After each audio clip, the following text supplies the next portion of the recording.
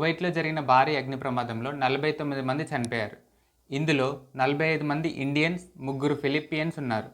ఈ ప్రమాదం ఎక్కడ జరిగిందంటే సౌత్ కువైట్లోని సముద్ర తీర ప్రాంతమైన మ్యాన్గాఫ్ సిటీలోని ఒక రెసిడెన్షియల్ బిల్డింగ్లో జరిగింది. ఈ బిల్డింగ్లో 196 ఫారెన్ వర్కర్స్ ఉన్నారు. మోస్ట్లీ అందులో చాలామంది ఇండియన్సే ఉన్నారు. ఈ బిల్డింగ్ ఎన్బిటిసి అనే కంపెనీకి చెందింది. దీని ఓనర్ ఎవరంటే కేజీ అబ్రహం. ఇతను ఒక మలయాళీ వ్యాపారవేత్త. ఇతను చేసే బిజినెస్ ఏంటంటే ఇండియా నుంచి లేబర్ని సౌదీ అరేబియా, దుబాయ్, కువైట్ ఈ దేశాలకు తీసుకెళ్లడం, వాళ్ళతోని గొడ్డు చాకరీ చేయించుకోవడం.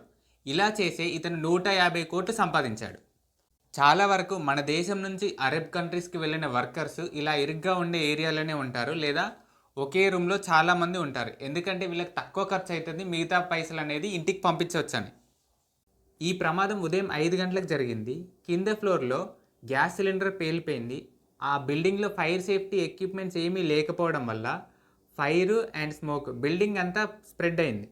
ఉదయం 5 గంటలు కావడం చేత చాలామంది పడుకున్నారు. పై ఫ్లోర్లో ఉన్న వాళ్ళు ఎక్కువగా ఎఫెక్ట్ అయ్యారు.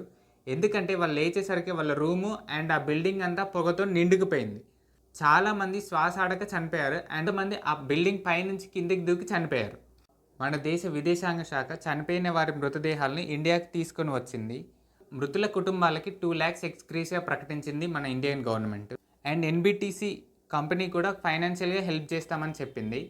అండ్ కువైట్ గవర్నమెంట్ కూడా ఫైనాన్షియల్గా హెల్ప్ చేస్తామని చెప్పింది. Thank you.